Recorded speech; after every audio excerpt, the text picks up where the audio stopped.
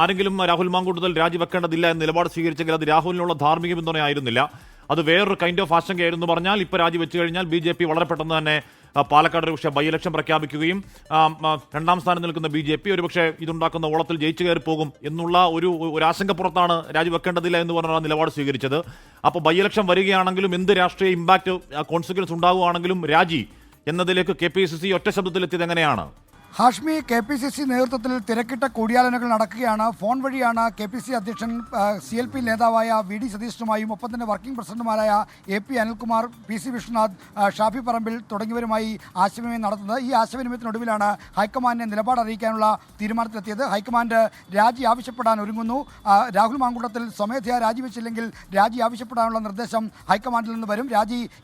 ഇന്ന് വൈകുന്നേരം തന്നെ രാജി ഉണ്ടാകണം എന്നതാണ് നേതൃത്വം മുന്നോട്ട് വെക്കുന്ന താല്പര്യം. കാരണം വിവാദം ഇനി നീട്ടിക്കൊണ്ടുപോകുന്നത് പാർട്ടിയുടെ രാഷ്ട്രീയ സാധ്യതകളെ ബാധിക്കുമെന്ന് കോൺഗ്രസ് നേതൃത്വം തിരിച്ചറിയുന്നുണ്ട്. നേരത്തെ ദിലീപ് കുമാർ സൂചിപ്പിച്ച പോലെ വോട്ടധികാർ യാത്രയായി ബന്ധപ്പെട്ടും സർക്കാരിനെതിരായ പ്രക്ഷോഭങ്ങളുമായി ബന്ധപ്പെട്ടും കേരളത്തിൽ അതിശക്തമായ പ്രചരണം നടക്കേണ്ട ഘട്ടമാണിത്. എന്നാൽ ആ ഘട്ടത്തിലൊക്കെ പാർട്ടിയെ പ്രതിരോധത്തിലാക്കുന്ന വിഷയങ്ങളാണിപ്പോൾ കേരളം ചർച്ച ചെയ്യുന്നത്. ആ ചർച്ചാ വിഷയങ്ങൾ മാറ്റി പാർട്ടി മുന്നോട്ട് വെക്കുന്ന നിർണായകമായ രാഷ്ട്രീയ സാമൂഹിക പ്രശ്നങ്ങൾ ചർച്ചയാകേണ്ടിയിരിക്കുന്നു. അതുകൊണ്ട് രാഹുൽ മാങ്കൂട്ടത്തിലെ രാജി ഇനി ഒരു നിമിഷം നീട്ടിക്കൊണ്ടുപോകാൻ കഴിയില്ല. അതുകൊണ്ട് ഇന്ന് വൈകുന്നേരത്തിനകം തന്നെ രാജി ഉണ്ടാകും എന്ന വിവരമാണ് പാർട്ടിക്കകത്ത് നിന്ന് കോൺഗ്രസിനകത്ത് ലഭിക്കുന്നത്.